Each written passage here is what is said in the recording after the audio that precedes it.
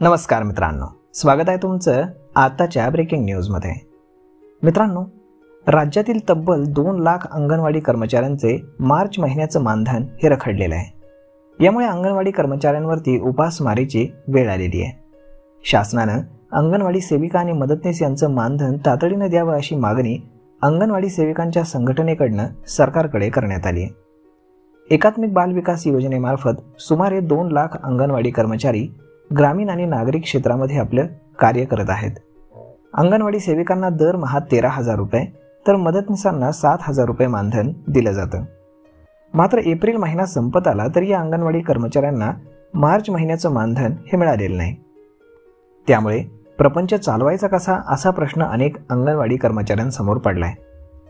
अंगणवाडी सेविकांना mobile recharge, TDA आणि योजनेच्या कामासाठी स्वतःचे पैसे हे वरून खर्च करावे लागतात। अशा परिस्थितीमध्ये वेळेवरती मानधन न मिळाल्यानं हा खर्च तरी कसा भागवायचा असा प्रश्न त्यांना पडतोय। सरकारनं अंगणवाडी कर्मचाऱ्यांच्या मानधनाचा निधी वेळेवर द्यावा अशी कर्मचाऱ्यांनी मागणी केली आहे। वेळेवरती मानधन न मिळाल्यानं घर खर्च कसा चालवायचा हा प्रश्न अनेक अंगणवाडी सेविकांसमोर आहे। अंगणवाडी संघटनेच्या जिल्हा प्रमुख ॲडव्होकेट जीविता पाटील यांनी ही माहिती दिली आहे। तसेच सरकारी कर्मचारी वर्गाचे मार्च महिन्याचे पगार मिळावेत म्हणून ज्याप्रमाणे आधी तरतूद केली जाते त्याप्रमाणे अंगणवाडी कर्मचाऱ्यांच्या मानधनासाठी शासनानं तरतूद करावी अशी देखील त्यांनी मागणी केलेली आहे। ऑक्टोबर 2024च्या शासन निर्णयानुसार अंगणवाडी कर्मचाऱ्यांना 2,000 रुपये आणि मदतनीसांना 1,000 रुपये प्रतिमाह प्रोत्साहन भत्ता देण्याचे आदेश देण्यात आलेत।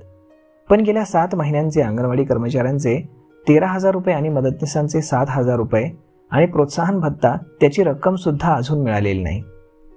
तो लवकरात लवकर देण्यात यावा अशी मागणी देखील महाराष्ट्र राज्य अंगणवाडी कर्मचारी संघातर्फे महिला आणि बाल विकास विभागाकडे अनेकदा करण्यात आली आहे। तसेच याबाबत विभागाच्या मंत्री आदिती तटकरे, प्रधान सचिव आणि एकात्मिक बाल विकास योजनेचे आयुक्त यांना पत्राद्वारे निवेदन देण्यात आले। मात्र प्रोत्साहनपर भत्ता आणि त्याची रक्कम मात्र अद्याप कुठल्याही अंगणवाडी सेविकेला मिळालेली नाही। तर मग मित्रांनो, अशा पद्धतीनं अंगणवाडी सेविकांचं मानधन थकलेलं आहे आणि कर्मचाऱ्यांच्या कुटुंबावरती अगदी उपासमारीची वेळ आलेली आहे। सरकारने यावरती लक्ष द्यावं आणि लवकरात लवकर हे मानधन द्यावं अशी मागणी देखील सर्व स्तरातून होती आहे। तर मग मित्रांनो, हा व्हिडिओ, ही माहिती तुम्हाला कशी वाटली हे तुम्ही आम्हाला कमेंट करून नक्कीच सांगा। आपण भेटूयात पुढच्या एका नवीन व्हिडिओमध्ये। तोपर्यंत धन्यवाद।